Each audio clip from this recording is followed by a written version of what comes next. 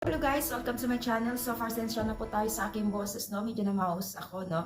So for today's video nga po guys, ay ating pag-uusapan ang isa sa mga napakagandang balita po para kay Nanay LB, no? So sobrang hinahirapan or napakatagal na proseso po or hindi po biro yung pinagdaanan ni Nanay LB po sa kanyang amo at dito sa kanyang kaso na pinaglalaban, no? Pero guys, unti-unti na niyang nakakamit ang hustisya sa tulong po ng mga Senate at mga netizens at maging na rin po sa ating mga viewers, no? So, dito po ay ating pag-usapan itong si Senator, no? Ang naging agaw pansin po ito. Dahil nga po itong si Senator Tulfo ay dahil nga po na-suspended po yung hearing po ng human rights po na kaso, itong kaso ni Nanay LB po, ay lumapit po itong si Senator Rapi Tulfo kay Nanay LB, no? Upang kausapin. At nangako po itong si Senator Tulfo na ipanalo po itong kaso na ito.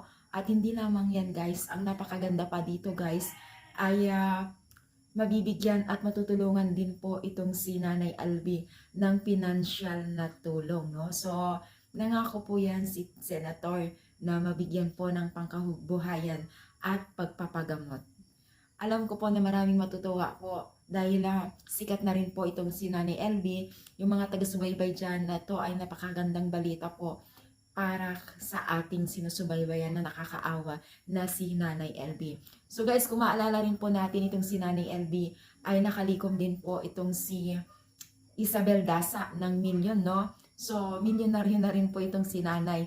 Maliban dyan, ay mabibigyan din po ni Senator Rapi Tulfo, no? Sobrang blessed po ngayon ni Nanay LB. Nagdadagsahan po yung blessing na kanyang natatamo ngayon sa kabila po ng paghihirap niya sa pagiging isang kasambahay niya dito sa Family Ruiz, no? So ngayon po ay unti-unti na po at talagang 100% na po na makakamit na ni Nanay LB ang hustisya na para sa kanya, no? Hindi natutulog ang Diyos, no? May panahon at may tamang panahon para maibigay po yung tamang hustisya at blessing sa atin. Sabi nga, hindi lahat habang buhay ay nasa baba.